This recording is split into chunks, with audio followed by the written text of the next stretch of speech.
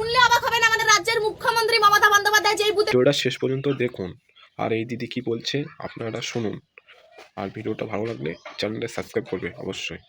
Vote দেয় 207 number booth ভবানীপুরে, মানে ওই জায়গায় ওনার বুথে এসআইআর এ কেন ওনার এত আতঙ্ক ছিল জানেন? কারণ ওনার বুথে যেখানে উনি নিজে ভোট দেয় সেই জায়গায় মাত্র কয়েকটা রিজেক্ট লিস্টে দেখা যাচ্ছে মৃত ভোটার, বাদ বাকি সব অনুপস্থিত। মানে ভোটের সময় এদের শুধু দরকার হয়, ভোটের সময় আসে, ভোট দিয়ে মমতা বন্দ্যোপাধ্যায়কে ক্ষমতা দিয়ে এরা আবার চলে যায়। এদেরকে খুঁজে পাওয়া যায়নি এসআইআর এর সময়। আমি স্ক্রিনে আপনাদেরকে কয়েকটা দেখাচ্ছি, বাদ বাকি সম্পূর্ণ পিডিএফটা আমি কমেন্টের লিংকে দিয়ে দেবো, আপনারা অবশ্যই দেখে নেবেন। একটুখানি স্ক্রিনে দেখাও।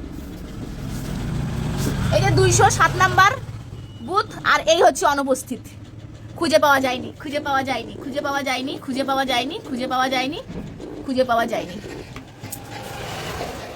এই শুধুমাত্র যেখানে মমতা বন্দ্যোপাধ্যায় নিজে ভোট দেয় এটা হচ্ছে সেই বুথের অবস্থা। সেই জায়গায় ওনার মানে ভবানীপুরে মোটমাট কত 267টার মতন বুথ রয়েছে। সেই 267টা বুথে যদি এখানে যেমন ওনার বুথে 127টার মতন এরকম অনুপস্থিত বেরিয়েছে, এরকম যদি 100টা করে সেই 267টা বুথে বেরোয় তাহলে পরে 26,000-এর বেশি ভোটার এরকম অনুপস্থিত থাকছে। তাহলে তো এমনি একজন জিতে যায়। এরকম অনুপস্থিত ভোটার যাদেরকে কিনা খুঁজেই পাওয়া যাচ্ছে না, যাদের কিনা কোনো হুদিসই নেই, তাদেরকে কোত্থেকে ধরে নিয়ে আসে কিভাবে ভোটার, এটাই হচ্ছে আসল রহস্য, এইটাই হচ্ছে অ্যাকচুয়াল কারণ।